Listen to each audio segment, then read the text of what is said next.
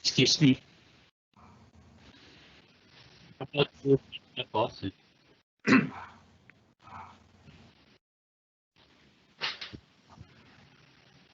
Okay.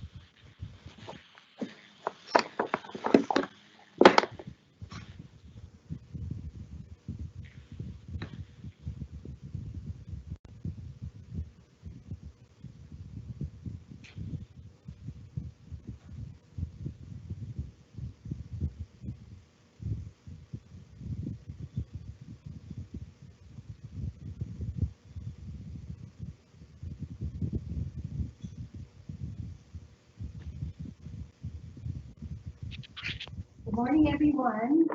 Welcome from the BPI Philippine Trade Training Center Global MSME Academy. We are welcoming you all to our webinar this day. Thank you for allowing us to enter the comforts of your homes through this webinar. I hope that all the over 500 MSMEs who registered to this webinar, as well as everyone in the world, are safe and healthy today. This global pandemic is teaching us lessons, lessons that we learn from our experience or lessons learned from others' experiences because a lifetime is not enough for all of us to learn everything by ourselves.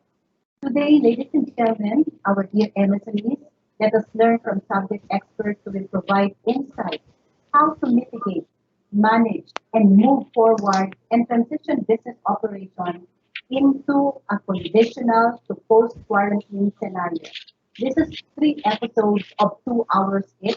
Today, we're doing it from 10 until 12 noon, and then tomorrow will be at 3 o'clock until 5 o'clock in the afternoon, and also on Monday will be at 3 o'clock to 5 o'clock. I hope you won't miss any of the episodes that we will be airing. For today, our focus will be finances, improving liquidity, considering that it's one of the major concerns of our MSMEs these days. And day two will be practical tips on gearing up for partial operations. And day three will be tactics how to build business, develop new spaces, survive and thrive in shared space in a changed world. Ladies and gentlemen, we would want you to be a part of this webinar. We want this to be as interactive as possible. That's why we're posting in a while 4 questions. There will also be portions where we will be listening to your questions in our question and answer that will be facilitated by our program manager. And there will also be a CSF where we wanted to hear from you where we can improve more on our webinar. At this point, ladies and gentlemen, we would like to share to you our poll questions before we finally introduce our speaker.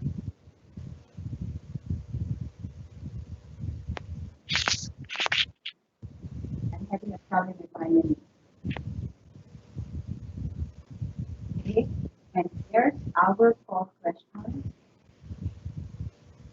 How has the ECQ affected your business operation?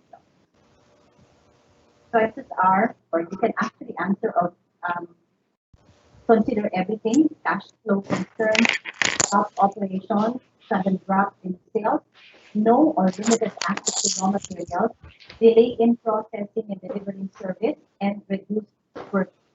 We would like you to be a part of this poll question, of this poll. Please make your answers at bit.ly or bit.ly slash poll 3D or bouncing back. And we will also be showing to you the results before we finally end our webinar today. Okay, and ladies and gentlemen, we now would like to show to you. So it's a poll question. I hope that we're giving you enough time to answer the question. Okay, and at this point, okay, we'd like to introduce to you our program today. Um, a brief backgrounder and overview will be delivered to us by former Undersecretary Andy Jimenez, and then later on, we also listen to the talk of Dr. Benjamin Ko, life after April 30 and exit strategies.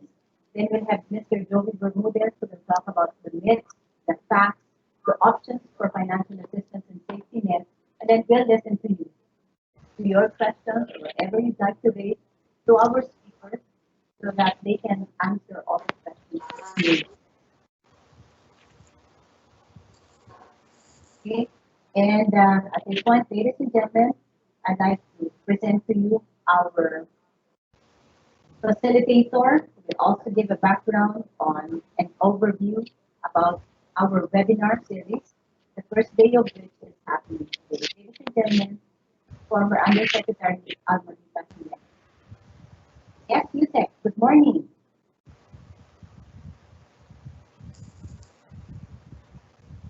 Yusek, good morning. Nell, Yes, good morning, Yusek. You're on air. Yes, go. yes, I will just put on my slides and then I can start the ball rolling. Good morning, everyone. Good morning, Dr. Benji. Good morning, Joey. Morning.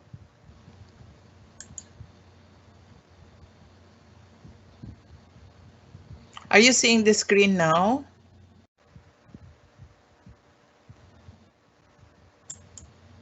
Ito na yung screen. Naglobat na. Hindi pa po. Is it showing already? Not yet. Okay, Not anyway, yet. maybe. Let me just fix it, okay? Yes. While Yusek Alma, former Yusek Alma is fixing her slide, let me just inform everyone. Yusek, we're really very happy that there are about 500, actually more than 500 MSMEs who are joining us today. I think we're seeing the screen now. Maybe we can just put it on slide two so we can start. Okay, there you go. So is it clear? Yeah. Okay, so thank you, Nelly, to the DTI PTTC Global MSME Academy team because you did a wonderful job of organizing and convening this webinar. Again, in a very short time. And I think we should commend them for continuing to work even in the lockdown scenario. They are doing a wonderful job of keeping all of us and education series rolling. So on February 24, 2020, we started the Bouncing Back series through a forum, Bouncing Back, Business Continuity and Recovery in Crisis and Disasters.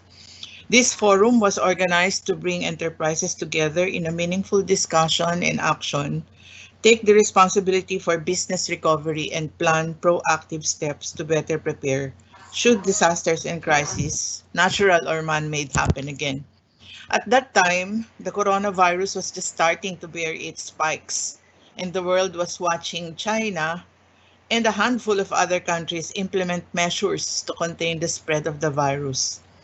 When the first forum was organized, it was to galvanize the tourism industry into action because if the health crisis developed into pandemic, the effect will be catastrophic. But then it happened. The Philippines was placed in enhanced community quarantine on March 15, and lockdown followed immediately thereafter. Businesses closed and the economy came to a virtual standstill. The COVID-19 is the invisible yet powerful enemy. It has shown its capacity to transform itself into a force that is making people across the globe helpless in fear, in anxiety, and in debilitating sickness that resulted to serious consequences, including deaths. This coronavirus invasion has caused the pandemic declaration by the WHO with its toll that keeps rising across the globe. And this crisis is not sparing anyone. And maybe for the first time, all men are indeed equal. The world and its leaders are in shock, and the race is on to ensure that containment and hopefully solutions can be found in the quickest time possible. Even so, experts agree on one thing. The fallout will be huge and the economic impact will be unprecedented. Tourism is one of the industries where this impact is most felt in spades. It is now virtually standstill as lockdowns are progressively being implemented, flights restricted, travel bans imposed, and cancellations of travels affected. And as the third biggest contributor to the Philippines' GDP, the business repercussions are sending shocks already felt not only by the direct players like accommodation, travel and tours, MICE, and the other sectors. The impact encroaches on the entire tourism value chain. The enterprises that serve and support tourism, from the big businesses owning resorts and hotels, to those that transport, those that supply services and products, those who sell souvenirs, those who guide, all the way to the communities whose livelihood depend on this sector. Picking up the pieces and bouncing back will be difficult because what comes next when the gates will finally open? It is time to pick up the pieces, or whatever is left of it, and recover what were lost. The time to regroup and plan is now. There's no time to waste to bounce back once the light turns green. What comes next when the gates will finally open? It is time again to see what else we can do to make our businesses survive. One thing is sure, it will be a different world from the one we are used to. It will require different perspective, and the contents of the survival kit will not be the usual stuff we do. Resources are few and hard to come by, so we must ensure that we maximize the benefits, whether it's collections, loans, supplies, and manpower. Tourism enterprises, especially those from the micro, small, and medium enterprises, should be able to institute quick actions to manage the most pressing concerns, minimize losses and salvage what they can, and be ready to institute plans for recovery. Escalate the plans from rebooting to response to recovery, with actions that can be implemented quickly once the crisis reaches more manageable levels. Purposive action is the call of the times. We have businesses to protect, we have employees to care for, and we have a country to serve. We have our value chain and communities to protect. We must turn the waiting time while we are in enhanced community quarantine to deal with the issues that cannot wait, to prepare ourselves to hit the ground running when the sky clears, and to plan on how to rise and recover quickly when the dust settles. This webinar series was planned precisely to partner with the MSMEs in this difficult task of rebuilding our COVID-torn world. As usual, DTI-PTTC is around to enable this, and this is in partnership with the ASEAN Society of Philippines, the Management Association of the Philippines, Committee on Ease of Doing Business, and our knowledge partner, Gray Matters. We also thank the support of the Aeon Group. This is part of a planned 3-series webinar, as Nelly mentioned, and we will give you the situationer today, providing the insights on what's the real score, looking at the circumstances and not raising false hopes as a takeoff for the discussion. Tomorrow will be about support on how to plan for pacing back our business operation, moving from conditional lifting of ECQ to gradual return to normalcy. And on Monday, the overarching theme is about stabilizing, coming up with transition plans to pick up our enterprises as we start the difficult climb to recovery. And to frame our minds and hearts to the task ahead, I would like to share these 2 quotes. First is an African proverb that says, "Tomorrow belongs to those who prepare today." But having said that, let's also consider what John Alejandro King added, "Prepare today and we tell them tomorrow." Let us thank in advance those who willingly and unselfishly gave their time to share insights with you today. No actionable solution can be planned and implemented unless we define what the problem is and what the lay of the land will be. There are so many new news items about COVID, including the fake news. And today, we will start the presentation from an impartial specialist, scientist, educator, speaker, administrator, mathematician, my own personal mathematician, and part-time blogger, who recently wrote about the factors that should already be in place for the lockdown to end. It was a point-by-point dissection of what we, government included, must do to help the nation move past the enforced community quarantine. In his most recent post, however, the good doctor explains the numbers we should be seeing before the government can lift the imposed lockdown. And more importantly, he describes the structures by which the new normal should be like in the crucial months after the lockdown. So friends, let us welcome Dr. Benjamin Ko, Chief of the Section of Pediatric Infectious Diseases of UST Hospital and also the specialist in Asian Hospital and Medical Center. Benji, take the floor, please. Hi, good morning, everyone. Let me see if I can put up my slides. I'm really bad at this. I hope I'm able to do this. Can you see the slides? I know it's right.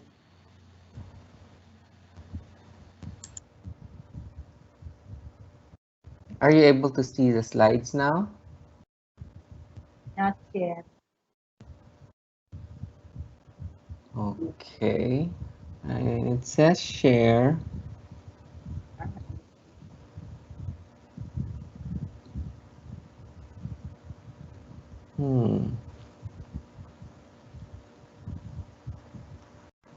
Yesterday we attempted to do this.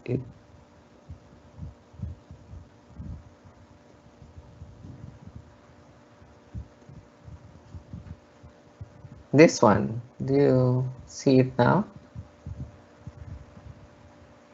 Maybe it's loading. Okay, anyway, just click the share and then click the file and then it should come out. Maybe Click the share. click the share button and then click your presentation. Yeah, that's what I did. Then Is your choose the presentation file. already on? Yeah, choose the file. Is your presentation on your screen already? No? Yeah, it's on my screen. It's on my screen.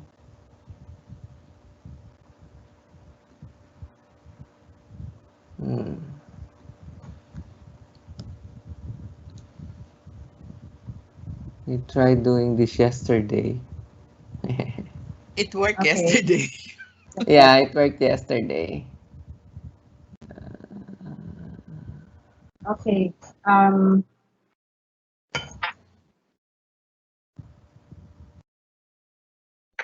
While Dr. Benjamin Ko is still preparing his presentation, let me just remind, especially those who just joined us, that we are actually watching the webinar that's um, organized by the Philippine Trade Training Center Global MSME Academy. It is, of course, in partnership with ASEAN Business Society or ASEAN Society Philippines, Management Association of the Philippines, and Gray Matters.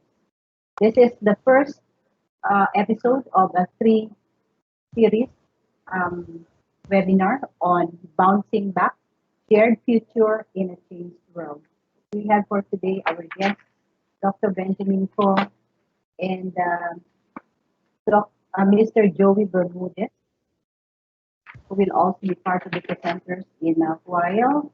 And of course, this will be facilitated by former Yusek Alma and now president of the ASEAN Society Philippines. Now we see your slide, sir. Oh, can you see it now? Yes, we see your slide now. All right. Thank God. So hard to do this. I'm more used to Zoom. Anyway, let's go on with this. Sorry for the problem. I'll just talk about the epidemiological data, and I'll just go through it like a how would I say it? I'll just give you the numbers, and these are the numbers that will help impact on your decision making for this. Thank you, Alma, for the invite. We know what coronavirus is actually. So from a standpoint, just a briefer for everybody. Uh, the virus that's causing the current outbreak is actually called SARS-CoV-2. The disease is called coronavirus disease, and it's been shortened to COVID-19. So we all know that. And these names have actually been changed over that 1 month period in January by the WHO and the International Committee on Taxonomy of Viruses. So the outbreak started, and we all know that it started in Wuhan, and we were all spectators at that time. We were watching it evolve. Unfortunately, and I blogged about that sometime in January, for those that follow me on my blog site. We were just spectators. We I think that's where the red flag was. We did not take this too much. We did not take this seriously as much as we are taking it now. Wuhan is only part of Hubei, which is a province, one of the provinces in China. And the timeline of December 29 being the first timeline to report the cluster of the cases of pneumonia was actually a late one. We all know that it started almost about a month before, and we already know the story of the doctor who tried to identify and warn the public regarding similar outbreaks of a coronavirus type like pneumonia as early as December, the first week of December. The first cases of COVID-19 outside of China were identified on January 13, first in Thailand, later on in Japan, finally in one whole vessel. On the 23rd of January, Wuhan and other cities in the region in China were on lockdown by the Chinese government. And since then, the rest up to today is what we call history. So coronavirus, as I mentioned already, there are many different types of coronaviruses. The only reason why we call this SARS-CoV-2 is because it presents almost similarly as SARS. SARS and MERS are other coronaviruses. Some of the scientists feel, and from an infectious disease point of view, that this is less contagious. This is less deadly, but it is highly contagious as well. And we really don't know how contagious it is because at the rate that it is evolving, the contagiousness, the R naught, that once upon a time people said that it is about 3, is now an approximate of 3:4. That means that for every person that has coronavirus, it has the potential to have at least 4 people get infected with it if they are within a close proximity. It is, if you compare it to the R naught of measles, measles has an R naught of 15. So if you have one patient who has measles, it has the potential to have 15 people come down with the measles infection if they are not immunized. The problem with, and the same thing with varicella, the problem you get with coronavirus is it's an invisible and it is an invincible enemy. Not because not because of any other reason except for the fact that there is no treatment and there is no prevention, which makes us all helpless against this. So if we go through the important terms, and I'll keep it short, so that there will be room for everybody else to ask questions later on.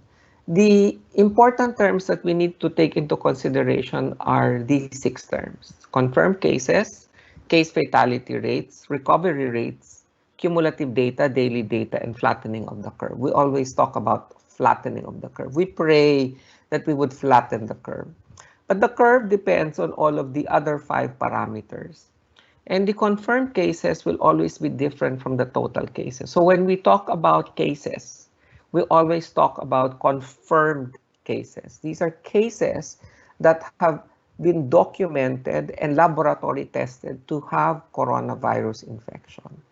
We know that the capacity of various governments and countries will depend on whether they're able to test for coronavirus or not.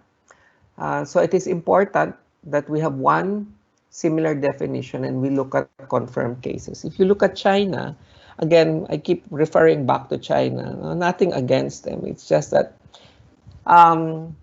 if you look at their timeline, on February 13, they did away with having to confirm by laboratory all their cases.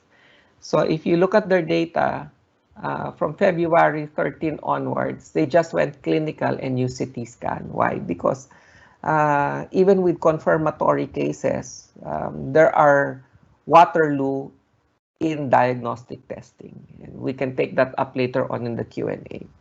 So confirmed cases are important because we need to document whether the positives eventually get better or not.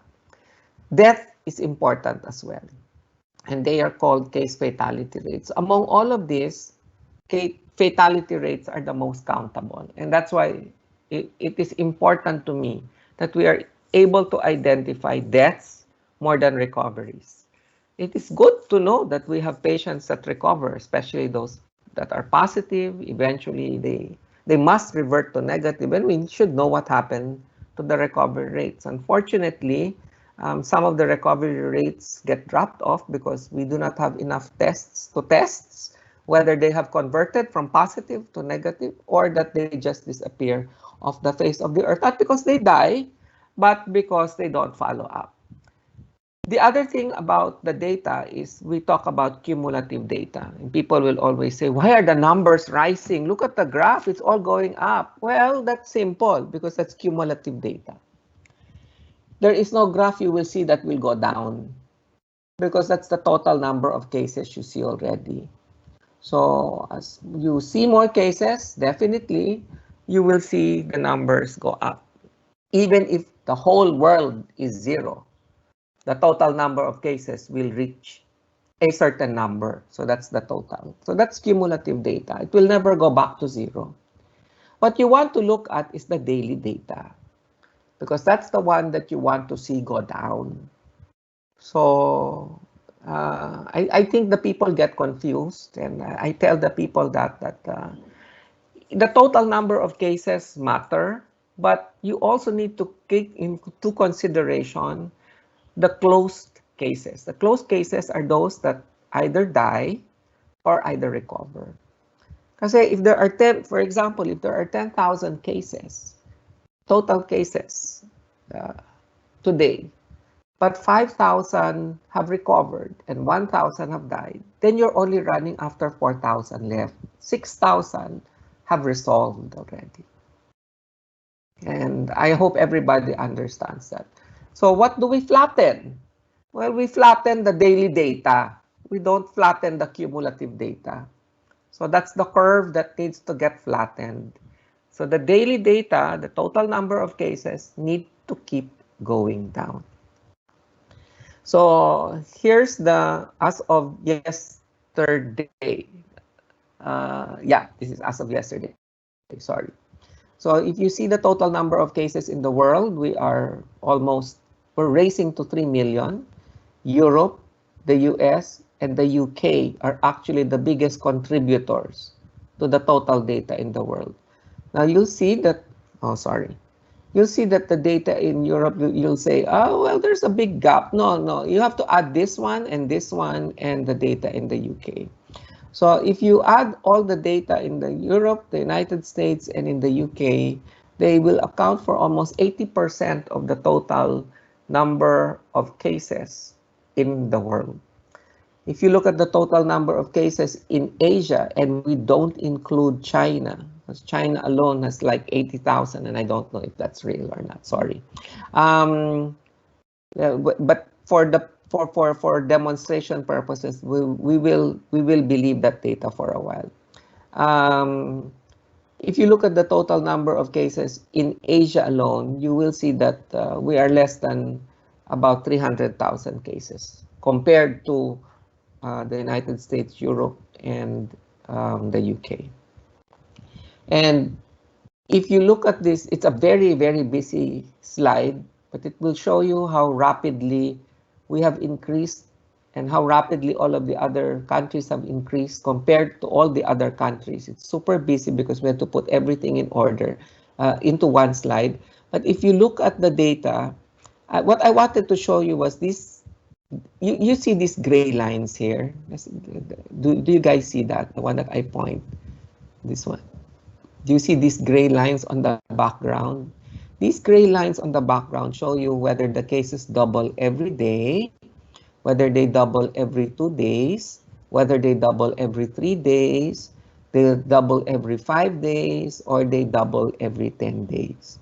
So as the graph becomes steeper, that means that the number of cases that are doubling uh, are bad. It's a bad indicator. Like, for example, let's look at the United States. It doubles its cases every 2 to 3 days. It falls within that bracket. While if you look at China, it has plateaued. It has not actually doubled anymore.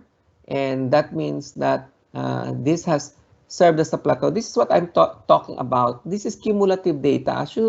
Over a period of time, paakyat yan ng paakyat until it will stabilize. It will stabilize. Okay? You cannot, this is when you flatten it. You also flatten the data when you have the daily cases go down to zero. So the curve will go down for daily data eventually. Japan, if you look at its curve, similar to Taiwan, similar to Cambodia, and to Vietnam, they more or less have a doubling of cases almost more than 10 days, which is beautiful because the longer your doubling time, the longer it takes for you to double the number of cases. So if we're looking at Africa, this is an example. Rwanda is doing better than all of the other places in Africa, like Algeria. This is another example. If you're looking at Asia, the Philippines is actually, I could not detect it until I put my pointer. It's actually somewhere here below Indonesia. Indonesia has more cases compared to us, but Singapore has overtaken us because of the sudden increase in the local transmissions. In India also has had more cases initially. We were starting off much higher than India, but because of the sheer bulk of number of people in India, they have a billion people, you expect the number of cases in India to rise. Again, if you look at China, it has plateaued. Another country that has begun to plateau is Iran. So these are things that you want to take into consideration. Maybe we can have tours going to Iran later on. This is the data in Europe. None of them have actually gone down, but they're all taking a steep climb. Even France, Italy, Austria, the UK is actually doing much worse. They have the highest mortality within that region, more than 13%. This is North America. You will see the United States, and this is what I'm talking about. You see the little gray lines at the back. I think it's clearer now that I've removed some of the other countries. You will see that the doubling time every day, every 2, every 3, every 5, and every 10 days. And the US has taken that route. Every 2 to 3 days doubling time until a few weeks ago now, it doubles almost every 3 to 5 days. But this shift, this shift is still not a good shift. It should accelerate much faster to flatten. Remember, what I'm using is not linear. This is already a logarithmic transformation. Canada is within the every 3 to 5 days, and it's still peaking.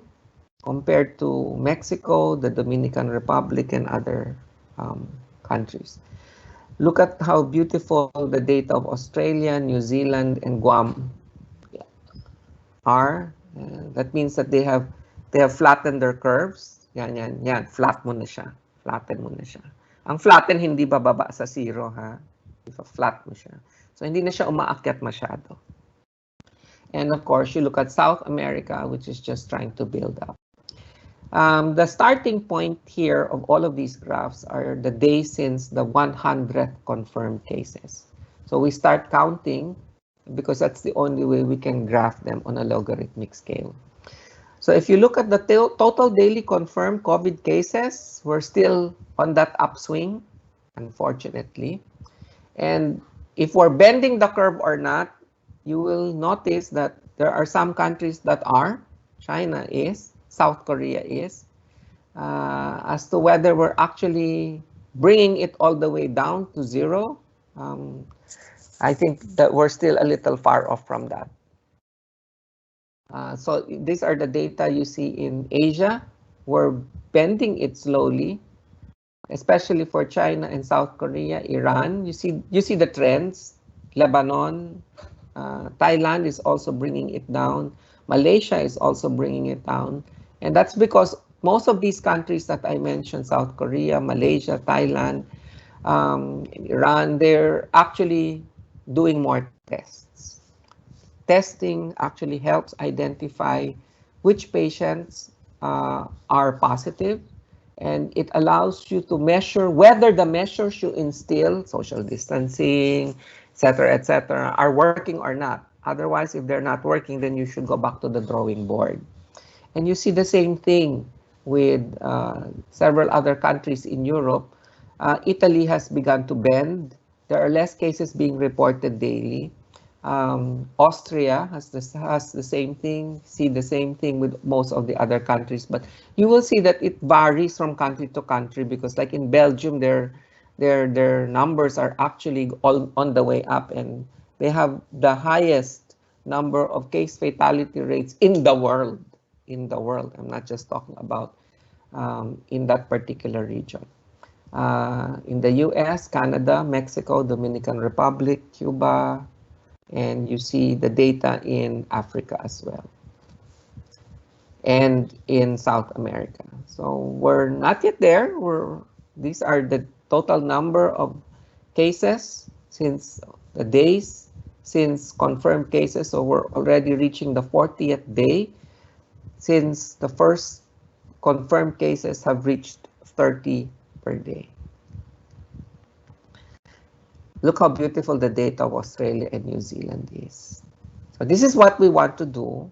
We want to do the same thing as we saw in Asia a while ago for South Korea. We have less reports. Somebody was texting me and telling me that we cannot lift the lockdown until we see 0 cases for a month. I said that will be in 2020, 25, or probably never, because you will never see 0 cases forever. This is a pandemic. So like flu, it will be with us for the rest of our lives. How do you prepare for something like that? Now, I talked about fatality rate, and I was telling you I like deaths, not because I like the death. No, nobody likes to die. It's just that it's the most countable. Deaths are countable compared to survivors. Those that get out of this. So death is tangible. Survivors will always get lost somewhere. So what we need to measure is the case fatality rate, and it is the ratio between the total confirmed deaths and the total confirmed cases. So during an outbreak, while the case fatality rate is a poor measure of the mortality risk, you can only compute for the mortality risk at the end of the outbreak. So when this is all over and the dust has settled, then we will see. Then we can see ilan talaga ang namatay. We actually answer the question, how many have died from how many cases? And what were the risks among these patients that died? But for now, what we're doing is we're doing a daily count, because at the end of this pandemic, then that's the only time we can compute for the mortality risk because the numbers have all come in and we have finality in the data. So this is what you're seeing now. This is the world. And look at the UK's case fatality rate so far. So unless they address this, oh my goodness, they're actually exceeding that of Italy. This is China, the United States, we're 6%. We are 6 point plus percent. So we are below actually the global average. The global average is now 7%. People said that this would be about 5% of the total number of cases. But what we're seeing now is that this will rise to around about 7.5% eventually after all this ends. So just a few slides more. Why do we want to do testing? Well, this is why we want to do testing. And this is a comparison of the total number of COVID tests and the total number of COVID tests per 1,000 people. If you will see, the US has done more COVID tests than any other country in the world. But if you look at it in terms of thousands of people that are tested, Italy has done the most tests, has had the most tests performed in terms of per 1,000 people. So it will change depending on what parameter you will use. You have to remember there are less people in Italy compared to the number of people in the United States. So even with this type of data, the US is not testing enough considering that they have 330 million people compared to the fewer people that live in Italy. If you look at the Philippines, the total number we've tested is actually more than the total number of people that Indonesia is testing. And that's the reason why we need to test, because we're able to identify patients who are sick by identifying them. We can segregate, we can quarantine, we can separate, and we can move on with our lives without affecting other people. These are the total number of COVID tests. Look at the inconsistent units that they have over a period of time.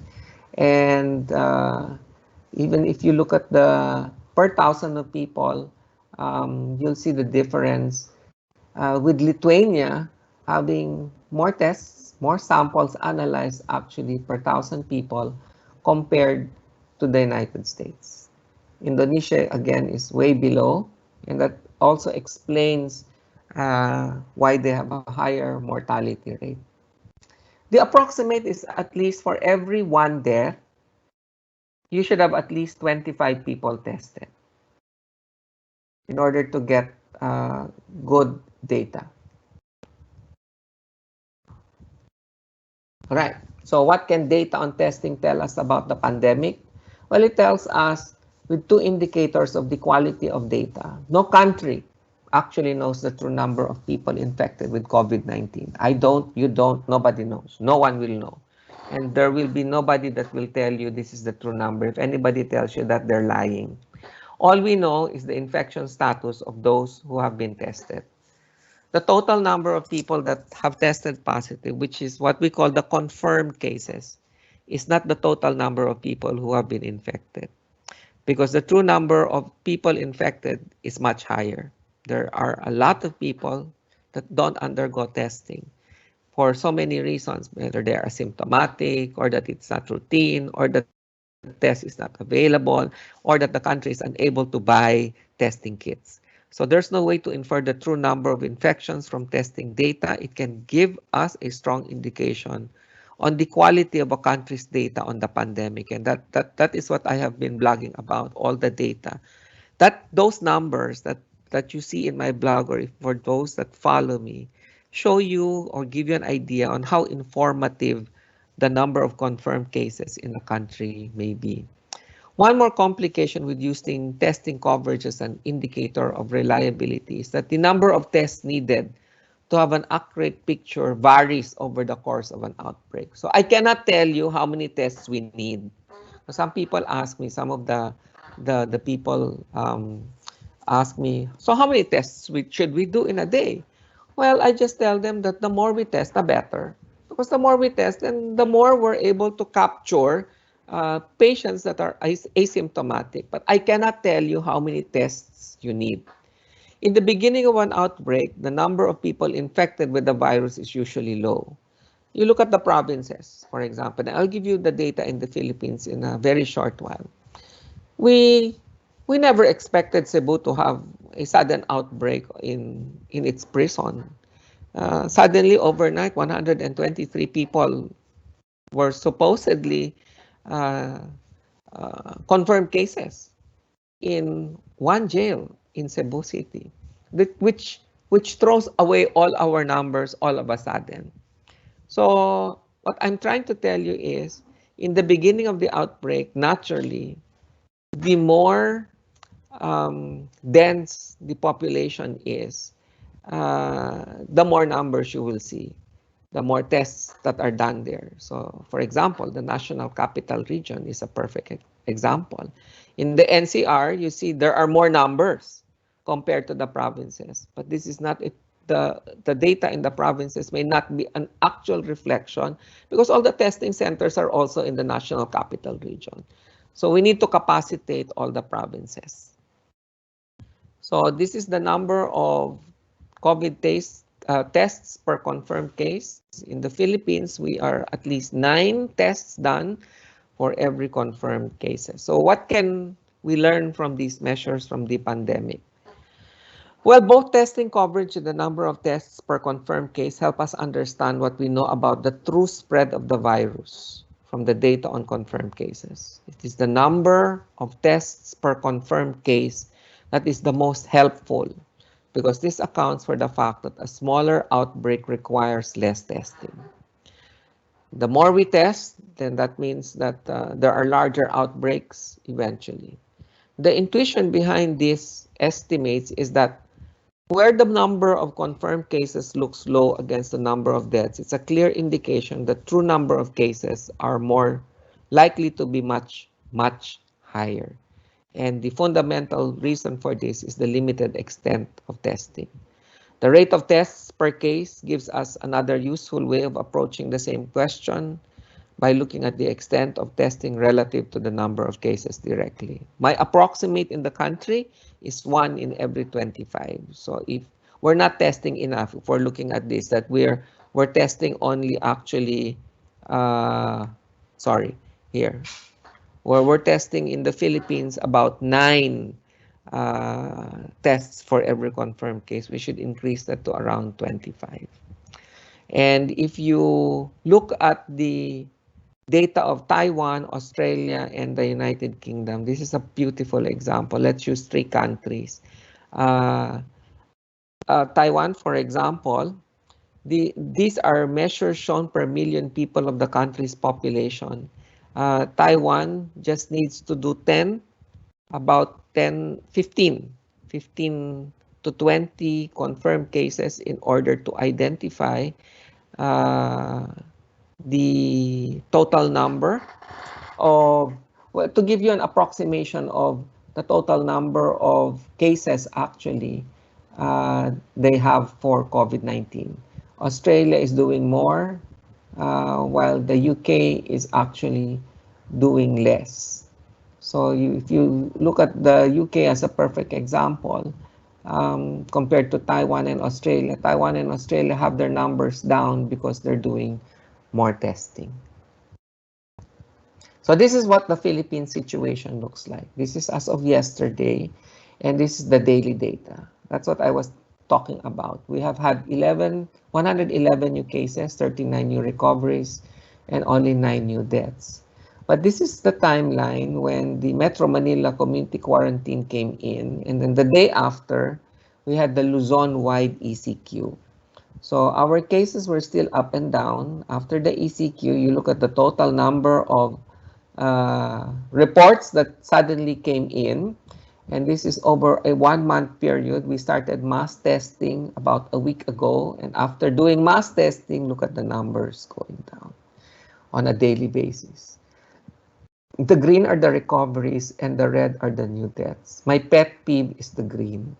Why do we have very few new recoveries? And people always ask me that. That's because it takes almost 2 to 4 weeks for patients to recover. So these new recoveries are from these patients here,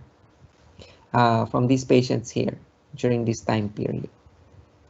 The patients that are in this time period will start recovering about a month later. That's one. Second is that the DOH and the LGUs need to talk to each other, because the local government units do not seem to be passing the information to the DOH on real time. You notice that some of the LGUs are reporting 6 p.m., 10 p.m., but the DOH has a cutoff. The DOH reports everything at 4 in the afternoon. So if you report something that 10 p.m., that will be data added the following day, even if they were able to capture the data already at 8 o'clock, 9 o'clock in the morning. So there needs to be um, a there needs to be communication between the various agencies. What's beautiful here in this data is the doubling time. We talked about that a while ago in my introduction. Our doubling time is now 23 days, which is beautiful. And the 7-day average daily growth rate is now 3%. We started at around 6%. Now we are down to 3. The less the growth rate, the more beautiful the data is. We're beginning to flatten the curve. We have 10% recovery. For the first time, we are in the double digits, but this might get affected by the total number of cases, of confirmed cases eventually. And we get surprises on data from various local government units. We need to be able to report also on time. Look at the posthumous results. These are people who have died before they were declared positive. So that means that there are quite a number of patients that get diagnosed to be COVID positive days, some even weeks later.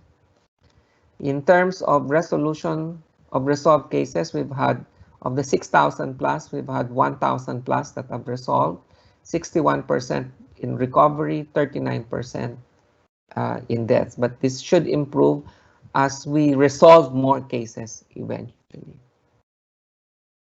The case fatality rate of the Philippines versus the world and the recovery rate over the world average. I wish we got data from the local government units, because a lot of them, a lot of the data show us that many are in home quarantine as well, especially for the asymptomatics. We have almost 2,000 plus 2,300 cases that are not in the hospitals. And the 2,300 cases that are not in the hospitals, it is the local government's role to run after these patients. If you depend everything on the Department of Health, the poor DOH is already undermanned. They're taking care of the hospitals and so on and so forth. So we need to get our act together as part of our exit plan. If you look at the world, we're not doing too bad. Look at Indonesia. Indonesia has more death rates compared to us, but we could do better. In terms of recovery rates, we're doing better than Singapore in terms of recovery rates, but all the other countries are doing actually much better in terms of recovery rates. And Vietnam and Cambodia are the only two countries, well, they're out of 9 countries in the world that has had no deaths. 2 come from Asia, Vietnam and Cambodia. They've had no reported deaths at all. We've had several thousands conducted. As I said, if you base it on the total number of deaths that we've had, then our total number of tests daily should actually go up to more than 10,000 tests to be done. Of those that are positive, of those that get tested, at least 13% will be positive and 87% will be negative results. In terms of age group, only 1.7% are in children. The rest of the cases are actually in the adult population. Once upon a time, I was seeing this data as there were more cases in the elderly. Now it has clustered here in the 25 to 54-year-old to 64-year-old age group. And this is not nice. This means that there are a lot of people that are getting exposed in this age group as well, and they potentially are what we call this is the group where you get potential super spreaders. You remember the story in Daegu of the woman that was super spreading? Well, one woman, and she spread it to almost 200 plus people in her community.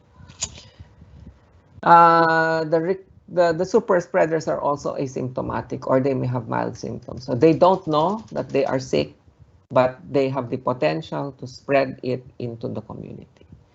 The recovery rate by age group, the recovery rates are actually better in those that are less than 54 years old.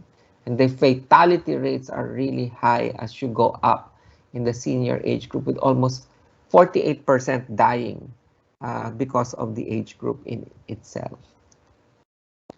If you look at the cases per million, I know we look at it in terms of, wow, ang dami sa Quezon City, no? We have 1,000 plus cases compared to the other areas. But you have to look at it again in terms of per million residents. San Juan has the most. They have only 122,200 residents, registered people in San Juan. But they also have the highest in terms of cases per million residents. While they have 201 cases in terms of per million, they have 1,645 per million. Balanga, Bataan has only 96,000 residents. It has 28 cases, putting them in number 9. This is the number of cases per region. At least you can see now, these are the death rates. Region 11 has the highest death rate. See, if you look at it in terms of cases, obviously, the NCR marami. Kasi we're the most dense. We have what, how many? 12, 13 million people that live in the National Capital Region. That's about 323 cases per million. But the recovery rate isn't that bad. We have at least more people recovering here as well. The death rate is also not that bad. In terms of percentage, you have 7%. The more people, the more dense the population, then the more cases you expect. But Region 11 has 115 cases, 16 deaths, which put them up at 14%. The highest is in Region 1. You have 10 deaths out of 52 cases, 19% death rate.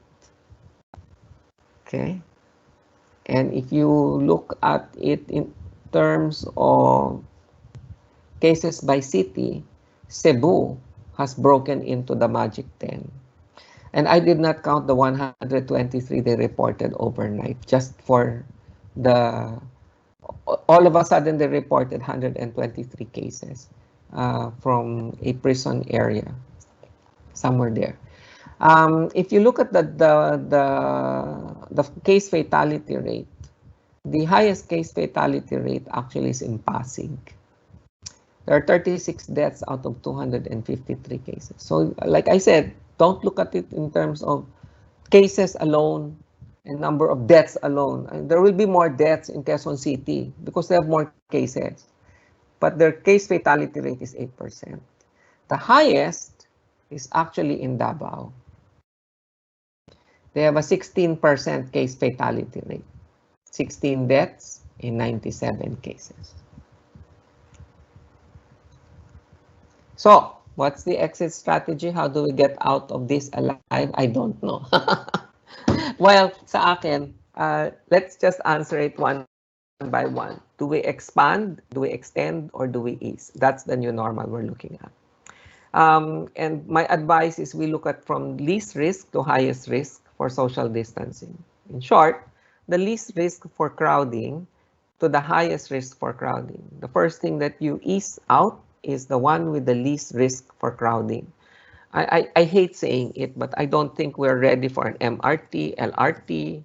We're ready for the tricycles. We're ready for those wherein, once you open up public transportation, people will want to get out. And I think these are things that you need to consider. They want to go back to work. People will want to jump out and do the new normal. And we want to get our lives back. But I think this will be This will not be a good way out, and we need to implement phasing strategies. And I think the DTI and all the other government agencies can assist on that. We need to phase from May 1 to May 15, what can we do? Or is it until May 30, and so on and so forth. Hygiene, hygiene, hygiene. I cannot overemphasize this. Hygiene, hygiene, hygiene. Wash your hands. Make sure that everything that you use are clean. Make sure you wear a mask.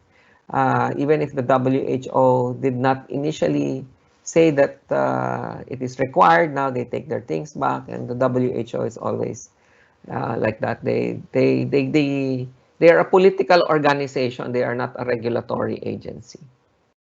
Hospitals should be segregated from COVID to non-COVID. And I talk about my health sector because there are more people that have non-communicable diseases that are sick compared to COVID cases. Even if we say that there are 10,000 COVID cases today, or sabihin na natin 100,000 COVID cases a day, we have more than 1 million patients that are hypertensive, more than 4 million cases that are diabetic, and so on and so forth. So the non-communicable diseases far outweigh and outnumber the number of COVID cases. So the hospitals should learn to segregate this, and that there should be dedicated hospitals for COVID versus non-COVID cases. Like Metro Pacific hospitals, for example, have allocated Lourdes Hospital as its COVID hospital. Even in the hospital setting alone, for one hospital, you must be able to separate COVID wards from non-COVID wards. If you are not able to do that, and you do not have the capacity to separate them, then only admit non-COVID cases and refer them to COVID centers. The practice of medicine, and I think the practice of all businesses, will definitely change. All the health maintenance organizations will be affected, and there will be a paradigm shift to telehealth. We need to screen patients.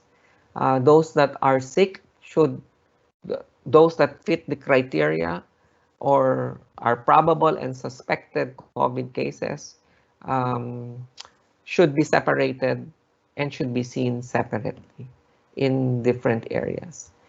This is to minimize other people getting sick. I hate saying this. In my blog, I recommended August 1 as the opening of school. And I do not know who read it and who gave it to the Department of Education, but I recommended August 1, and the Department of Education announced August 1 will be the next opening of school. Schools are the least priority. I say that because distance learning and learning by using technology is doable. The only problem are the public schools, for obvious reasons. But the private schools, that's doable. I mean, how many of us take long distance learning, earn our degrees for various degrees? Our master's degrees are actually from some university in Canada or the US or London, but we're doing it from long distance learning. So it's very difficult when we deal with schools, especially the little children. How do you make the little children try to separate themselves? And so the ones that are actually going to be most affected are the little kindergarten schools. The density of any urban population should be taken into account, and my strongest recommendation is that every local government unit, before any easing out of an ECQ, should have only two things. One, their own testing facility, and two, their private COVID facility, so that the people in San Juan do not get referred to the people. We don't have a COVID facility, so we have to bring you to Manila because there they have PICC and they have the World Trade Center. No, we cannot be doing that. We should be taking care of our own, and they need to capacitate themselves. They have budgets anyway, and if they don't have, I'm sure the president will most likely accede to the request in increasing their budgets for these two facilities. That's the only way we can help contain and move on with our lives. After all, life after COVID-19 will never be the same again. Thank you. I think that ends my presentation.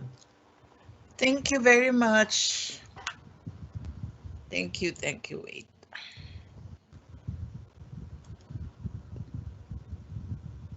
Natapos ko na ba? Yeah, there, I'm done. Yeah.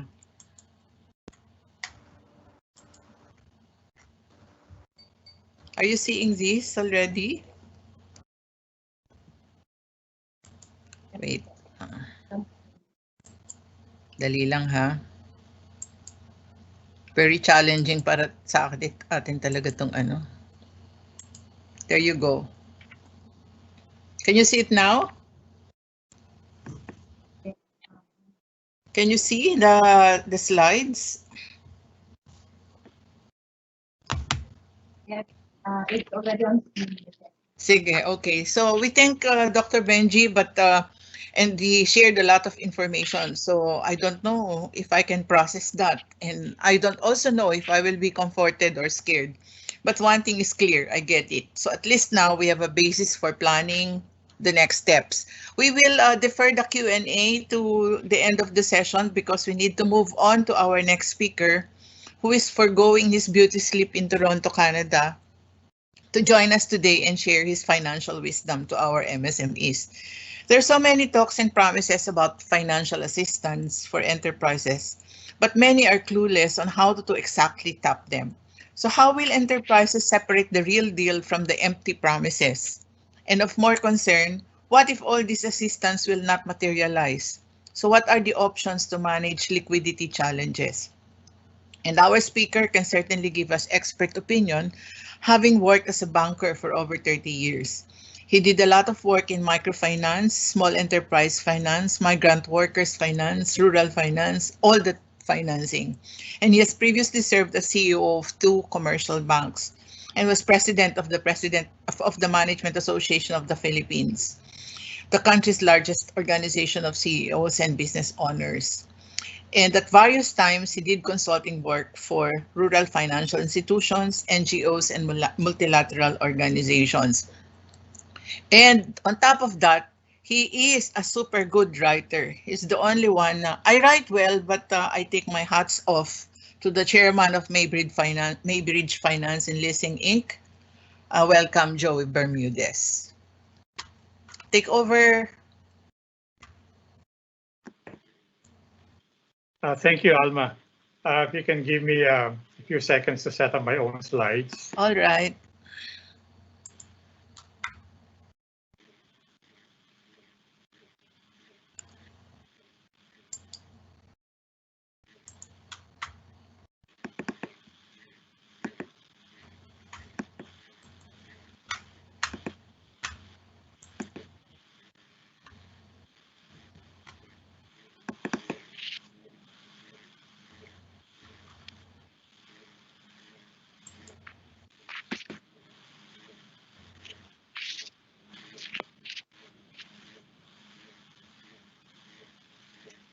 We're still waiting for the presentation.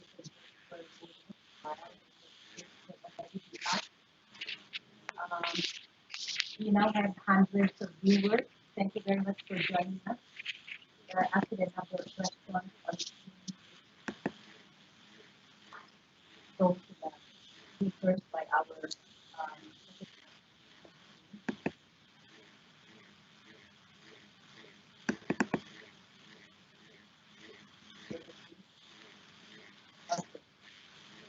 okay, there we go.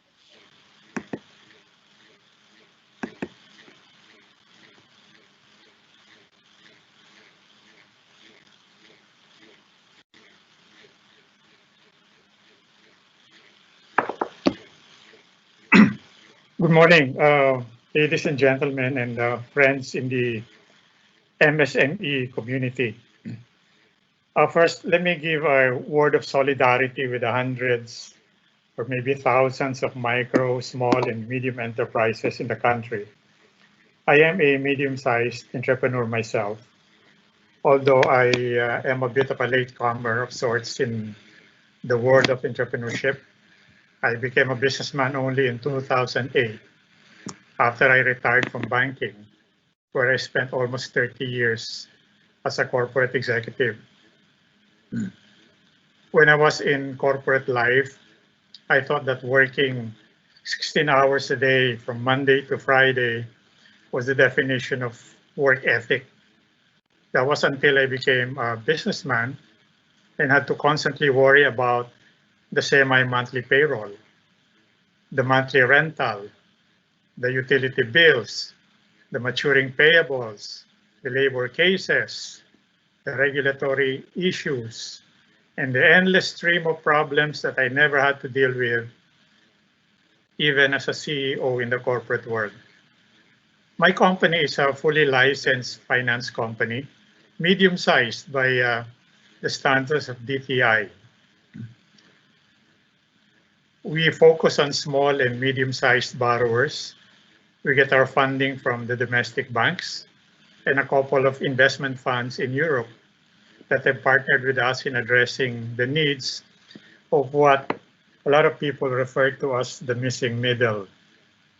A good number of our existing borrowers are part of the tourism value chain.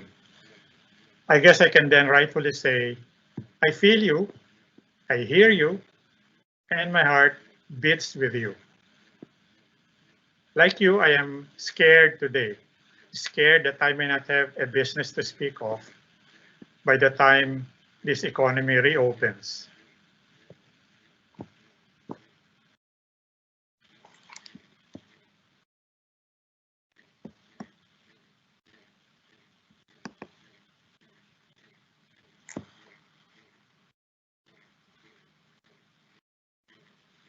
In the Philippines, as in most of Asia, micro, small, and medium enterprises comprise nearly 100% of all business establishments in the country. They contribute more than 2/3 of the country's gross domestic product.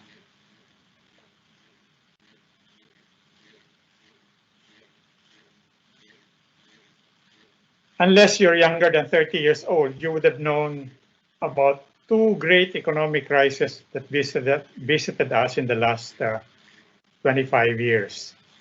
These are the Asian financial crisis in 1997. A lot of you must recall that. And the global financial crisis in 2008. Both these crises were what you can describe as financial crises. Basically man-made, arising out of the undisciplined actions. Some people say the right adjectives are greedy and reckless, risk-taking by some financial institutions. In both crises, the extent of the damage could be calculated within weeks after they started.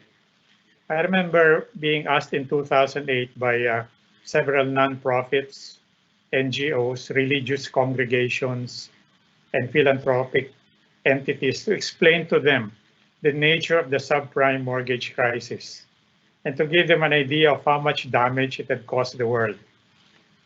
In one forum, I gave the figure of $15 trillion. Of course, most of them said they didn't have calculators that could accommodate as many zeros as that figure required.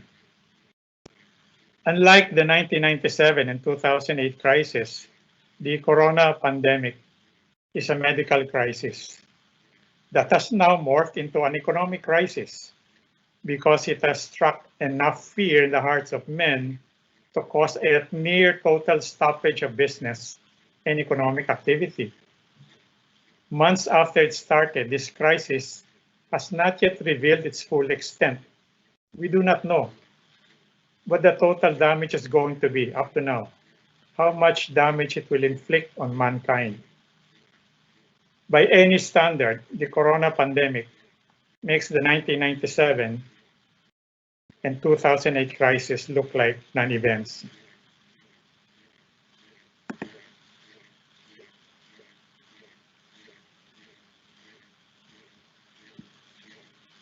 Let me restore those slides.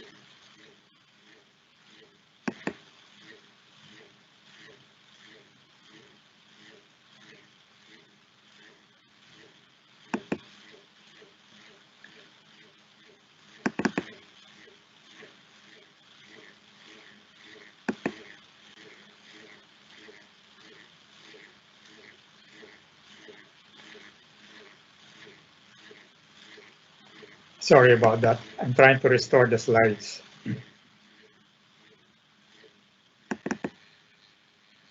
Okay, there you are.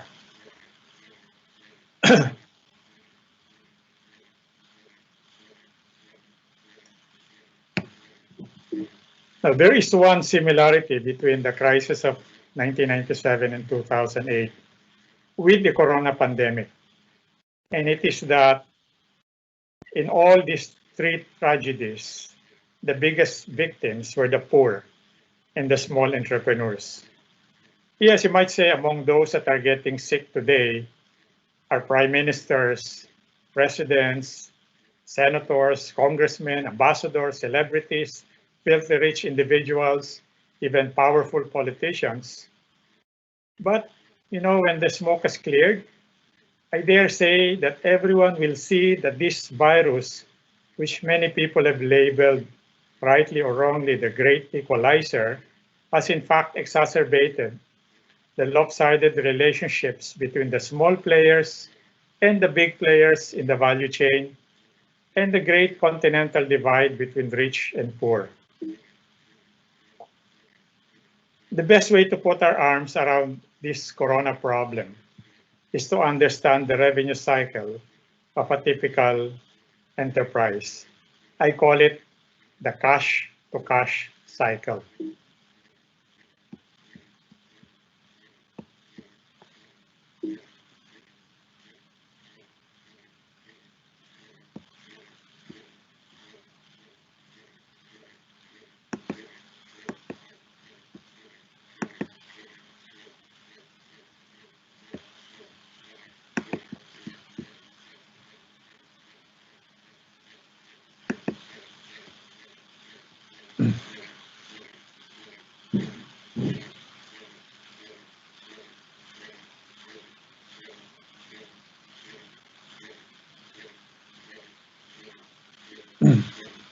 Every enterprise starts with a certain amount of assets. Look at the yellow arrow that says cash. And look at the yellow arrow at the extreme right that also says cash. That is what the operating cycle of any business looks like. It starts with cash, and it is meant to end in cash, hopefully bigger than the cash with which the business started. These assets, starting with cash, are then deployed in production or service delivery processes to create more valuable assets. If you are a restaurant, you use the cash to buy fish, meat, vegetables, ingredients, and cooking supplies to create meals that you can price at reasonable profit. If you are a tour bus operator, you use cash to hire bus drivers and intelligent guides to conduct tours that make the bus ride interesting. Along the way, the cash assumes other asset forms. In manufacturing entities, the cash becomes raw material, and then the raw material becomes goods in process, and then the goods in process become finished products, and when they are sold, they become receivables. Then the receivables become cash. That is when you say the operating cycle has been completed. Now, the length of this cash cycle depends on the type of enterprise. If your enterprise is a wet market stall, your cash to cash cycle is probably 1 day. In other words, every day you complete one cash cycle. If your enterprise is housing construction, the cash to cash cycle is probably 8 months or maybe even a year. When you are prevented from carrying out your business, as in a lockdown, or what people euphemistically call an enhanced quarantine, your cash to cash cycle is interrupted. There is damage arising out of the business interruption, and the amount of damage depends on the stage at which you are in the cash to cash cycle when the interruption happened. Look at the red lightning icons on the chart. If the cash cycle was interrupted before you could start production or delivery of a service, you are stuck with cash, which you cannot deploy. If the cash cycle was interrupted before your production or service delivery was completed, look at the lightning icon after receivables, but before the yellow arrow. You are stuck with an unfinished with a receivable which you may never be able to collect. So what happens when the cash cycle freezes? I cringe whenever non-entrepreneurs oversimplify this problem. How many times do we hear people today say, it's okay, it's just a 1 month interruption. So 1/12 of your annual revenue or 8% of your annual revenue is lost. You can manage that. Now these people are missing the point. Whenever the cash cycle is interrupted for a significant length of time, and 1 month for any legitimate business is significant, the entire working capital of the business is put at risk. There emerges the possibility that the entrepreneur might lose the entire business. I'm sure you all know LeBron James of the National Basketball Association. Let us say that LeBron's average score is 30 points a game. Let us also say, God forbid, that he gets injured and is sidelined for 1 month. The day he comes back from his injury, do you think he will score 30 points again as he used to? It will be a while before he goes back to peak form. Maybe he will not even go back to peak form if the injury has been bad. What if during his absence, because of the injury, the offensive patterns of the LA Lakers has been successfully adjusted and now revolves around a different player? Would it be so easy for the team to switch back to a LeBron-centered game plan? What happens when you stop a business or even an economy in the middle of its production cycle? The assets stranded in the production or delivery process can become totally worthless. If you were in the catering business and had procured the supplies you need to prepare an exquisite dinner for a 200-person convention in a 5-star hotel, and the event gets canceled at the last minute because of a lockdown, would those supplies be worth anything after the lockdown? When you reopen the economy, do you think it will be business as usual for businessmen? Of course not. Restarting a business is often many times more difficult than starting a new one because you are carrying baggage from the past. But before we even talk about restarting a business, we must first talk about what we need to do while navigating the long, dark tunnel of a closed economy. I call it the Corona Tunnel. The first imperative is judicious spending. No frills, I would call it. No bells and whistles. Back to basics. The pre-crisis budget is thrown out of the window and now ought to get replaced by a crisis spending plan. Second, the enterprise must preserve its enterprise value by protecting its most valuable assets: its people, its relationships in the supply chain, and its brand. These are the things that the entrepreneur will need to fall back on when it becomes time to restart the business. Finally, the enterprise must figure out how to avoid a total shutout. Find the lack of mobility almost leads to a shutout. Just the same, the owner of the business has to undertake continuous engagement with the value chain, his customers and his suppliers, and the employees. In the Filipino, we say, magparamdam ka naman. Make your presence felt. It is bad enough that your employees, your business partners, and your customers cannot interact with you as freely as they used to. It gets much worse when you don't even have an idea whether you're still around or not.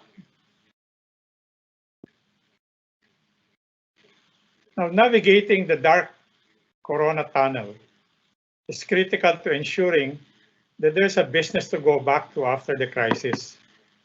the entrepreneur needs to take advantage of this lull to make his employees more valuable by training and retooling them, and to start engaging with one's creditors and funders with the objective of making them act in sympathetic fashion and granting you the relief you need to restart your business when the economy reopens. When the economy reopens, the big task for the entrepreneur is to assess the damage.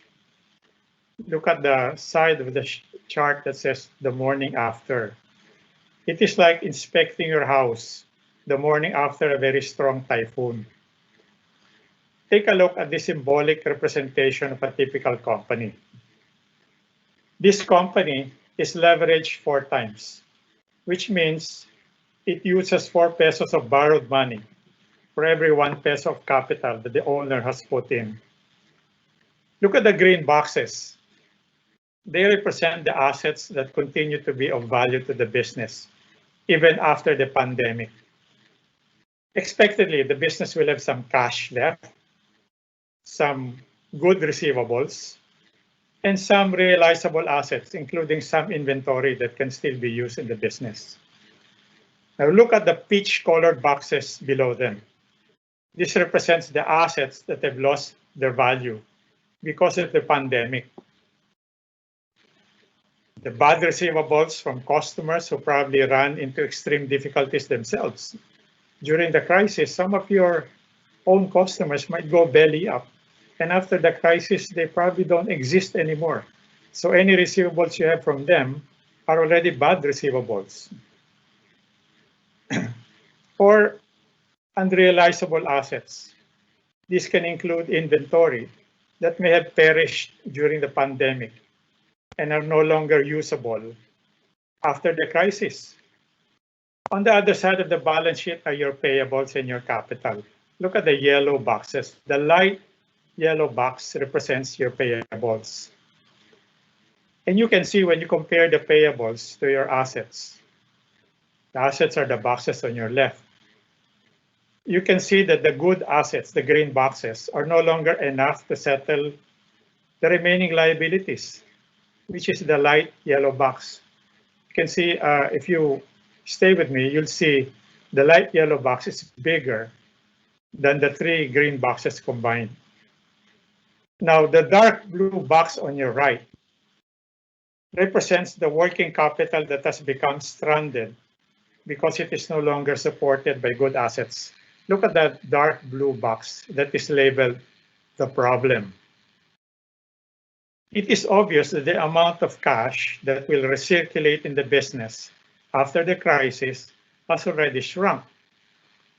It is also obvious that the entrepreneur needs to deal with payables that cannot be settled in the current operating cycle because of the shrinkage of the business. In other words, the business has now become smaller than before the crisis started. Again, the dark blue box represents the baggage that the entrepreneur will now have to carry going forward. And what should the entrepreneur do with this dark blue box? Well, he cannot avoid engaging with his creditors. He has 4 options. First option, he can convince his creditors to stretch out the repayment of these liabilities, represented by the dark blue box again, over a longer period, hopefully long enough for the business in its shrunken size to generate surplus profits annually that can go into repayment of this debt. In reality, this is one of the most difficult situations for any businessman to be in. Secondly, second option, he can ask for full or partial debt forgiveness. In other words, write off the debt. Is this an unusual request? Yes, it is. But remember that the corona crisis is an unusual event that has brought about an extraordinary situation. And extraordinary problems call for extraordinary solutions. Countries and nations have asked for and were given debt forgiveness in various forms in the past. These are countries These are sovereign governments. I recall that in the aftermath of the 1998 crisis, some of the country's largest conglomerates defaulted on their debt and later bought back these debts from their creditors at deep discounts. That is debt forgiveness, no matter how we look at it. These companies have continued to exist today, the very same companies that bought back their debts at deep discounts. And the leaders of these companies to continue to be acknowledged in the business community as respected, quote unquote, voices. I recall a day, I was still a banker in those days. In those days, I recall one day when a group of us bankers went to a signing ceremony for the grant of a huge new loan to a major conglomerate. In the morning, we went to a five-star hotel for the signing ceremonies. We were granting a huge loan to a major conglomerate, in addition to what we had granted this conglomerate in the past. In the afternoon of the same day, right in the same function room where in the morning we signed the documents for a new loan, the same group of bankers, the same guys who were there in the morning, came back and went to sign a loan restructuring event involving partial debt forgiveness for the subsidiary of the same conglomerate who we granted a new loan in the morning. So much for debt forgiveness being anathema. Third option, the businessman can get rid of the problem once and for all, assuming he has the capacity, by drawing on his personal resources to infuse more capital into the company. And then you eliminate the dark blue box immediately. Fourth, there are options that might open up to the businessman, even when the stimulus programs being discussed today at various levels in the executive and legislative bodies of government see the light of day. And I will get into that shortly. How successful the entrepreneur will be in pursuing these options will depend on his relationship with his bankers and his creditors. From my experience, it is important for the entrepreneur to make the bank understand that the latter is better off keeping the enterprise alive, meaning keeping the borrower's business alive by bending over during these extraordinary times, than killing the business altogether by tightening the noose around the company's neck. It wasn't Donald Trump who first used the advice that one should not kill the goose that lays the golden egg. What safety nets might be cast by government to save the country's entrepreneurs? There are a lot of discussions taking place today, many proposals on the table. Some of these are Philippine versions of stimulus packages that have actually been adopted by governments of other countries that have been very proactive in addressing the effects of this pandemic on the business community. I do not personally know which of these safety nets will eventually see the light of day. I guess it will depend on how much fiscal space the Philippine government has to undertake these relief programs. But I would broadly categorize them into two: the bridging measures and the recovery measures. The bridging measures might include wage subsidies to encourage enterprises to retain their employees or rehire those that they initially laid off at the onset of the crisis. This is similar to the United States Paycheck Protection Program or the Canadian Wage Subsidy Program. Other government measures include, and this I think has a very high probability of getting implemented in the next few weeks, regulatory relief in the form of deferred deadlines for tax filing, lower fees for business licenses and permits. In fact, as we speak, some of these regulatory actions are already being implemented by virtue of executive orders. Finally, there are some bridging measures that the private sector is implementing on its own, taking its own initiative, although some of them were imposed by government, such as the mandatory deferment by banks of loan amortizations and some credit card payables. And there are some initiatives also by private companies, such as the continued payment to suppliers and business partners, even if services have stopped during the lockdown. I would call the other set of measures recovery measures. These include recovery loans at concessional interest rates, probably even zero or negative interest rates. What is negative interest rate? One way to illustrate it is if I give you a loan of 100 pesos today and I ask you to pay it 1 year later, and you give me 90 pesos and I will consider the loan fully paid, that is negative interest rate of about 9 to 10%.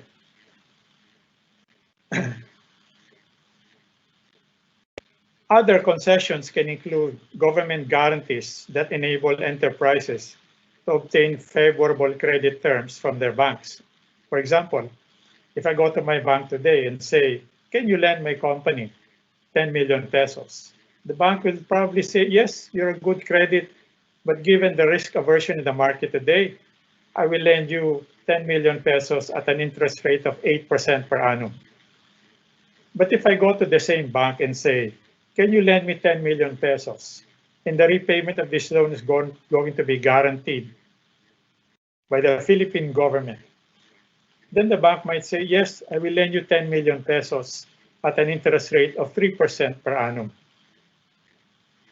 That is how credit enhancements and government guarantees can work for the benefit of enterprises that approach the traditional financing channels like the banks.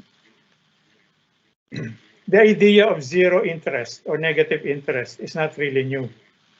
This has already been implemented a couple of weeks back in North America, specifically by the United States and Canada. Our medium-sized finance company in Manila has a very, very small subsidiary in Toronto, Canada, lending to Filipino caregivers who are starting their own senior homes, mini senior homes. In other words, we're encouraging the caregivers to become entrepreneurs on their own. This Canadian subsidiary of ours applied for a recovery loan from the Canadian government. The loan carries zero interest and is payable at the end of 2020. If we are able to pay the loan by the end of 2020, 25% of the loan is forgiven. In other words, for every $100 that we borrow, we only need to pay $75 if we pay it by the end of this year.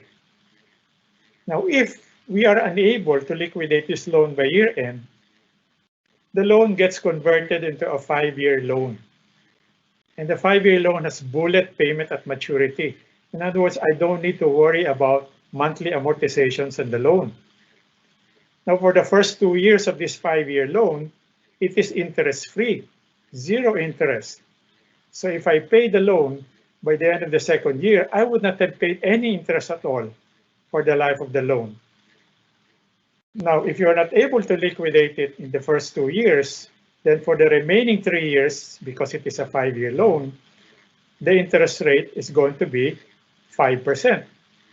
Still not bad for a company that's trying to recover from the adverse effects of a lockdown.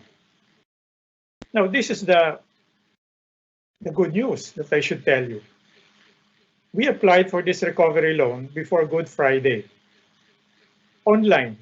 We didn't have to line up in any Canadian government office. And we fully disclosed that the company is a subsidiary of a Philippine company and owned by Filipinos. Therefore, not Canadian citizens by personality, by citizenship, by character. It is not a Canadian company. And yet, because we operate in Canada and generate employment in Canada, we became entitled to this recovery loan. We applied before Good Friday, and we got the funds 6 business days after. Of course, the government of Canada said, well, we take your warranties as you put them. You said you're qualified for this loan, but bear in mind, we will examine you a few weeks from now, especially when this pandemic is over, and if you find out that you are not really qualified, but you lied in your application, we're going to come after you with tongs and hammer and hang you. Now, whatever the measures may be, it is important that they be simple and quick. We are dealing with an emergency situation, and there is a saying in Filipino, aanhin mo pang damo kung patay na ang kabayo. Of what use is the grass when the horse has died? Now, aside from the proposals that are already on the table, what else can be done to help MSMEs, including those in the tourism sector? First, banks, financial institutions can do a lot. Unlike 1997 and 2008, they should behave differently today. They ought not to pull the plug on those borrowers who have behaved very well prior to this crisis. In other words, do not take out the umbrella today because the rain is heavy. They also should be realistic enough to relax documentation requirements during this period. For God's sake, our people are not even allowed to go to work. They cannot even get out of their houses. It is unreasonable to require us to go to the bank, to submit a signed promissory note, and to submit a signed board resolution duly notarized. This is an emergency, and it is not our fault that there is a lockdown. It is almost impossible for people at this time to get hold of documentation and requirements, just to satisfy the desire of the banks to be fully compliant with their own internal regulations and with the regulations of the regulator. Now, large companies can also do a lot. They can take the initiative to settle their payables to MSMEs expeditiously. Fine, your receivables may stipulate 30-day payment, 60-day payment.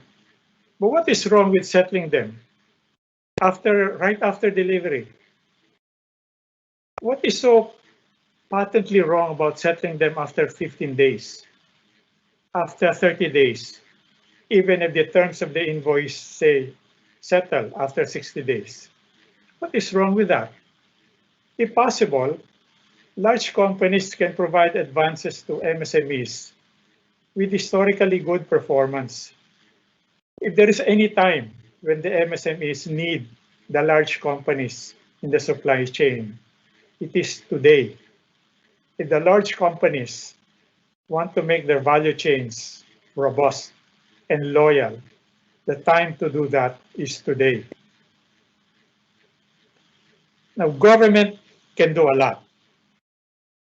Aside from providing wage subsidies similar to what was done in North America, I'm not saying the Philippine government should copy what was done in North America. We cannot even afford that. The United States and Canada subsidize 75% of the wages of employees of companies who committed to retain these employees and not lay them off. I know that the Philippine government cannot afford that, but please make it quick, make it speedy, make it uncomplicated. Aside from providing wage subsidies, government can also free the MSMEs from burdens that weigh heavily on their entrepreneurial resources and time so that they can focus on reviving their businesses. The typical businessman would know just how many days he and his people need to spend just to make sure that their licenses are duly renewed, that all the regulatory requirements are complied with, that they are fully compliant with everything that the government requires. I think national government agencies and LGUs should be directed at this time to fast track the processing of business permits and regulatory clearances. There is nothing wrong with automatically approving renewals and clearances today, but reserving the right to run after violators at some later time when it has been established, when this pandemic is over, and closing down their businesses, giving them the harshest penalties possible because they took advantage of the looseness of procedures during the pandemic. Now, the one thing I think that's going to be most welcome to MSMEs is for the next 12 months, possibly for the next 24 months, can you please exempt us from tax audits, which are a euphemistic term for harassment? We believe also that government must create a recovery fund that is exclusively for MSMEs.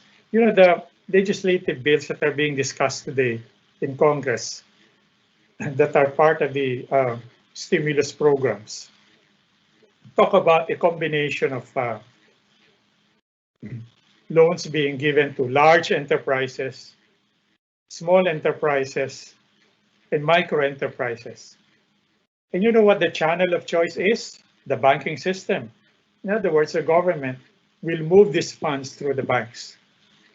Now, guess what the bank's appetite will be when they're given a choice whether they will assist large companies or small and medium-sized companies or micro enterprises under these stimulus programs.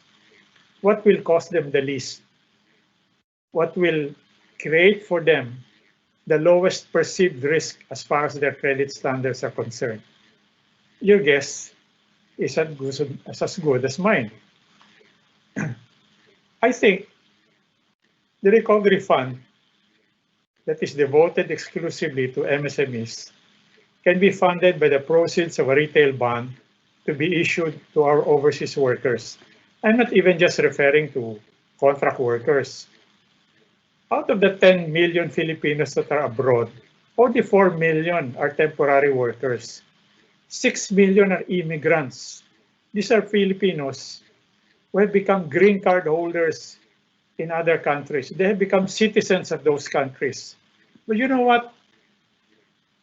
These are still Filipinos by heart. Why do I keep saying this? Because the bulk of the $32 billion that is sent every year into the Philippines by overseas Filipinos is sent by immigrants and not by the contract workers. Now, why do I keep insisting that overseas Filipinos can be a source of stimulus funds? Even if a lot of economists today are saying that one consequence of this pandemic is that overseas Filipino remittances will decline. Well, first of all, I disagree that remittances will decline because of the pandemic. Look, these Filipinos send $32 billion a year. That is what all the banks are fighting for, a piece of that $32 billion business. Nobody is asking what these overseas Filipinos are keeping at home and not sending to the Philippines. We have not asked ourselves that question. How much do they not send? And therefore they invest in their home countries. A Filipino who migrated to the US 10 years ago. Do we know how much retirement portfolio is built in the US? We probably know that he's sending $2,000 a year to his relatives. Do we know how much he's not sending? As an overseas Filipino myself, who regularly sends money to my own relatives and loved ones in the Philippines, I know that the typical immigrant in North America has saved easily $20 for every $1 that he sends annually to the Philippines. I'm talking of those who have chosen other countries as their home for now before they retire in the Philippines. Now, the predictions about these remittances coming down, these predictions are not born by actual experience. The same predictions were made in 1997. The same predictions were made in 2008. What happened? The volume of overseas Filipino remittances into the Philippines during the years following this crisis even increased. Now let me close this presentation with a fervent hope. I hope that the ferocity of the corona crisis has shocked people enough to realize the folly of their old ways of thinking. I hope that those who are in a position to help will realize that the economic crisis produced by this pandemic is of the same infectious nature as the virus itself. If MSMEs die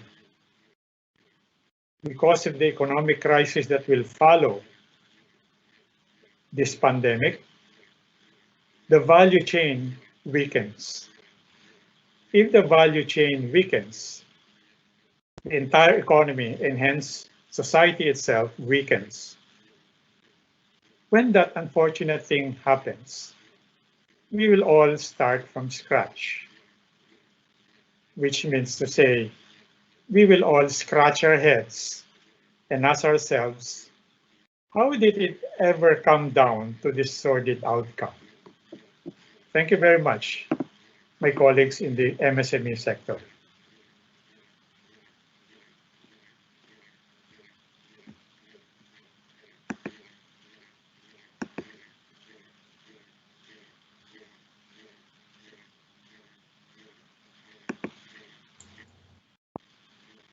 Thank you, Joey. Thank you for that. And I know it's kind of late, but do we have Nelly? Do we have questions from the floor to either Dr. Ko or or Joey? I'm sure there are a lot of questions about the financing mechanisms.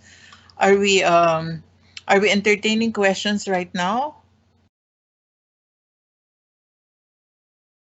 Saan ba sila? Can you Okay, we're here. Okay. There's a question here for Dr. Benjamin. Question for Dr. Benjamin.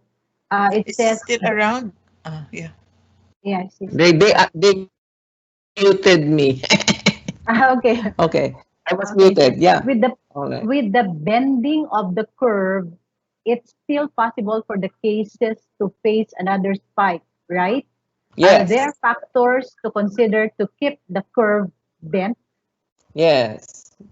And I mentioned that a while ago. I said you will need to make sure that measures that have worked, like social distancing, we should not rush into um, removing the lockdown. I think that's the mistake that we will make, and I think everybody is scrambling for the exit.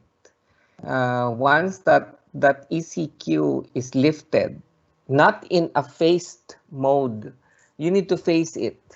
That means that what do we do after the ECQ deadline? Do we ease it all over, or do we choose certain communities where we can ease it? Because once you do that, you totally just say, okay, everybody back to normal. Every Tom, Dick, and Harry will get that opportunity and want to spring out of their beds and get a haircut. So we need to face it. Which are the ones that have the least risk are the first ones that should be allowed to operate. Here's another question. In the absence of mass testing, since people are in ECQ mode, is there a possibility that people under ECQ are asymptomatic, carrier, or positive? Yes, that's possible. That's Okay, possible. That means that, okay. like I said, there are patients that have very high viral load. They are super spreaders. They don't know they're sick, and yet they continue to spread an infection. Unfortunately, that's the way our immune system works. Okay, another question from Sam Acosta. What is the probability of controlling the spike of cases after lifting the ECQ? What are the possible strategies to consider moving forward? That's a well. Um, there are many strategies actually the government can utilize. As I mentioned, one of them will be to prioritize which communities can be lifted. Second is if you look at case fatality rates, that's something that you will need to look at. I mean, if there are too many deaths in one area, you must be careful in lifting the enhanced community quarantine in that particular area. Then the other things that you need to look at, and I hate saying this, but I will say it, is the very dense community we have in certain cities. Everybody is in the urbanized area, and we have a lot of informal settlers. That's where my fear is when there is an outbreak in the informal settler area. Hey, you look at the jailhouses. We have one case, and you have 9 guards down, 9 prisoners that are positive all of a sudden. That's in Quezon City or somewhere in, I don't know. I know that's somewhere in NCR, Mandaluyong, if I'm not mistaken. Then you look at the story again of Cebu. I mean, you just have one case in a very dense community, and everybody will come down with it. So that's my greatest fear. Not like us that live in a 200, 500 square meter house with a very big lot and yard that, we can put one person in one room. These people, they're 15 people and they live in a 15 square meter, and they take turns to have shifts when they go to sleep. Where do we put them? We need a place wherein we call it a COVID facility, um, that separates these people that are positive, they are symptomatic, house them there, keep them there for a while until they've recovered, and then bring them back to the community when they are better. We need a plan. I'm not telling the government what to do, but I think that's a common sense plan, so that we're able to help the informal sectors within our community. Okay, we'll just take 3 more questions. We actually have a number of questions here, but this time we'd like to take one from Melba Matula of UST College of Accountancy. For us in the academe, will this mean preferably holding classes online long after the lifting of the quarantine or ECQ?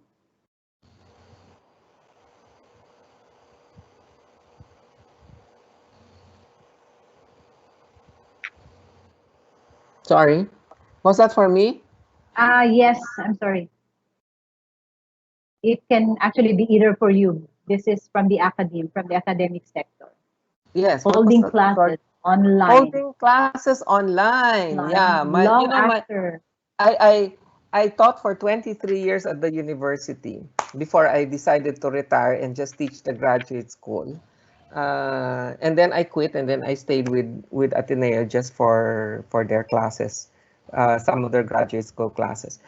And what I can tell you is all my colleagues in the university complain about the online classes. And the reason why they complain about the online classes is that some of the students have so many complaints as well, that their internet is not stable, that, yeah, no, which is true. I mean, let's face it, that they live in the provinces, and that in certain areas, their internet is not as clear as it is. So yeah, well, holding online classes is possible, long distance learning, but even in Canada and in the US, I'm sure Joey will agree with me. The classes are small. They're small. They're not as huge as like 100 people or 60 students. I mean, in the medical school, you have what, 500 students in one class, 550. How do you do 550 students online? So it's gonna be a challenge. And then for kids, that's a similar problem. I mean, you get it down to the grade school and on the nursery schools. How do you get the nursery schools and the grade schools online for classes like these? Okay, thank you very much. We'll just answer 2 more questions. But for those who have listed their questions here, we will pass it on to our resource person so they can respond. Now to Mr. Joey Bermudez, one question is, what are the key insights we can learn and apply from previous crisis to what we are facing now? Sir Joey. He's still online. Sir Joey. Yeah. I see him. Naka-mute yata siya, Nelly.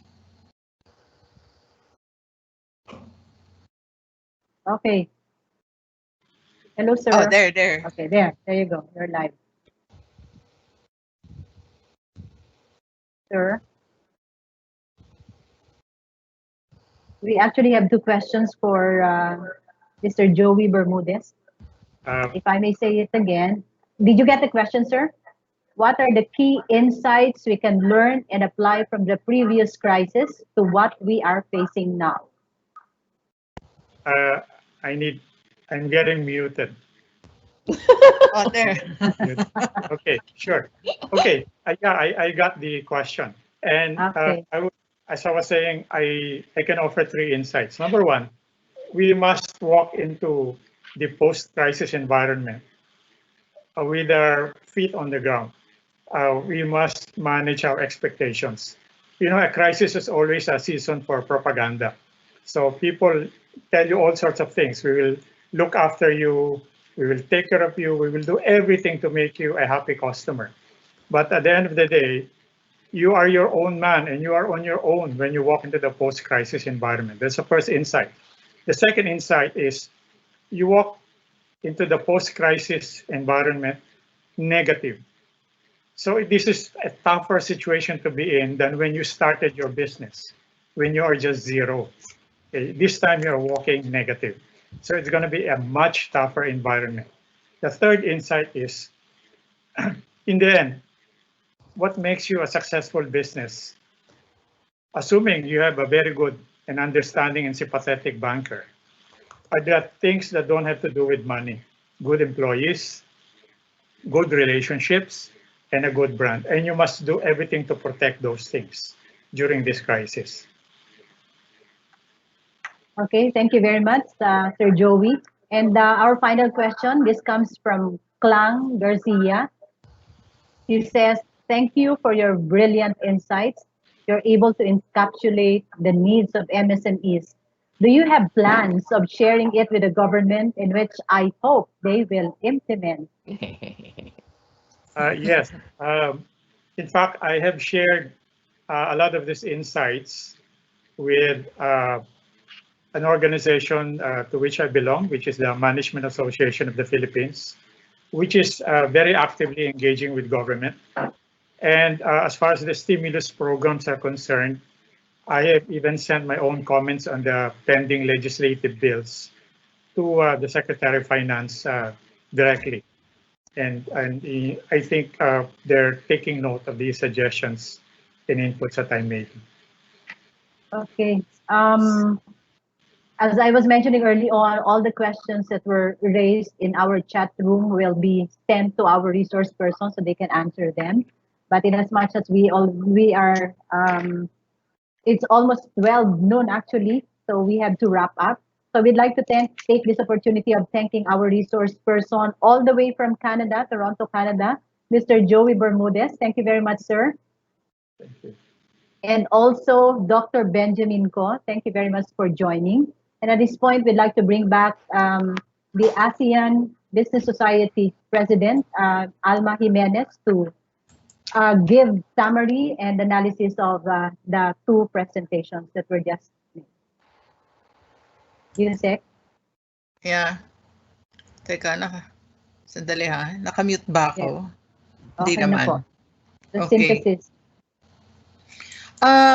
No, well, first, thank you to Joey and Benji. They did very, very wonderful presentations. And that will be the starting point of our webinar tomorrow. And given that information, the task ahead seems monumental, and it is. Everybody knows that. But having acknowledged that, we start to take those steps one by one. This is better than sitting helplessly and doing nothing. No amount of finger wringing will change what is, but we can start looking at what can be. As we keep one another company in this journey, the time will come when we look up to see the destination is just ahead. But know that it's there. But for now, keep your eyes on the ball and focus on these small things we need to put in place. They are the bricks that will complete our building. So are we unprepared? Hopefully we are not. And we have these insights that were shared by our two resource speakers. We will do a recap of this one and share it with everyone. And tomorrow, we hope to see you all again as we do the second series of our webinar. This time, we will focus on concretizing their suggestions and incorporating them on how to prepare our enterprises for the gradual phase-in of our freedom. We will provide copies of the presentations, don't worry, and we will ask for their indulgence by providing that and sharing with the Pasok mo group yun, Kwan, ha? later on. Paul. Tomorrow, we will be sharing operation templates that will guide MSMEs in planning the next steps. So with that, thank you everyone for joining us today, and we hope to see you again tomorrow at 3 p.m. Back to you, Nelly. Yes, thank you very much, Yusek Alma, and thank you very much to our guest, Dr. Benjamin Ko and Mr. Bermudez. And thank you to all those who are still watching us. And at this point, we'd like to show you the result of the poll, the question that we raised early on. Here we go. Okay, I think I have to use my eyeglasses. Okay, on the question, how has the ECQ affected your business operations? 81% stopped operations. And then Wow. cash flow concerns, 58%, 39% for both sudden drop in sales and delay in processing delivery services, and 20% no or limited access to raw materials.